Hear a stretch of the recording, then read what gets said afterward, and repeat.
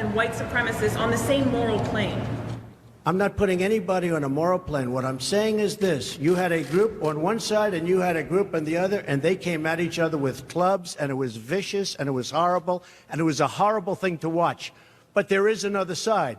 There was a group on this side, you can call them the left, or you've just called them the left, that came violently attacking the other group. So you can say what you want, but that's the way it is. It's on both sides, sir. You said there was hatred, there was violence on both sides. Well, I do think there's blame. Yes, I think there's blame on both sides. You look at both sides.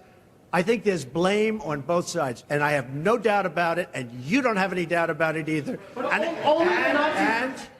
And if you reported it accurately, you would say. Neo-Nazis started this. They showed up in Charlottesville. They showed up in Charlottesville to protest. Excuse me. They didn't put themselves down as neo, and you had some very bad people in that group. But you also had people that were very fine people on both sides. You had people in that group. Excuse me. I saw the same pictures as you did. You had people in that group that were there to protest the taking down of, to them, a very, very important statue and the renaming of a park from Robert E. Lee to another name. Robert E. Lee are not the same. Well, no, George Washington was a slave owner. Was George Washington a slave owner? So will George Washington now lose his status? Are we going to take down, are we going to take down statues to George Washington? How about Thomas Jefferson? What do you think of Thomas Jefferson? You like him? Okay, good. Are we going to take down the statue? Because he was a major slave owner. Now, we're going to take down his statue.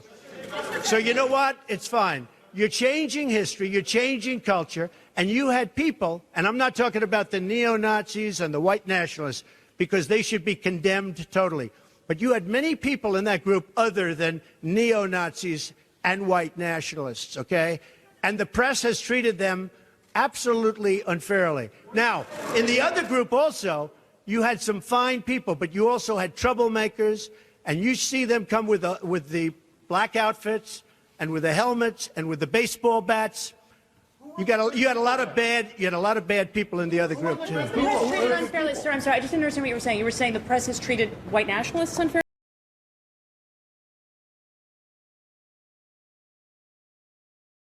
No. I just didn't understand what you were saying. Treated unfairly, sir. I'm sorry, I just didn't understand what you were saying. You were saying the press has treated white nationalists unfairly? No. I just didn't understand. The press has treated white nationalists unfairly? No. I just didn't understand. No. There were people in that rally, and I looked the night before. If you look, there were people protesting very quietly the taking down of the statue of Robert E. Lee. I'm sure in that group there were some bad ones. The following day it looked like they had some rough, bad people, neo-Nazis, white nationalists, whatever you want to call them. But you had a lot of people in that group that were there to innocently protest and very legally protest because, you know, I don't know if you know, they had a permit. The other group didn't have a permit. So I only tell you this. There are two sides to a story.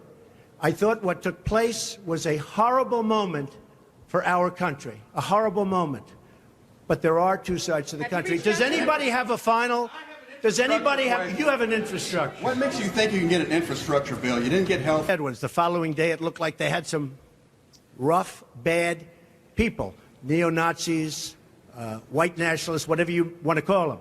But you had a lot of people in that group that were there to innocently protest and very legally protest.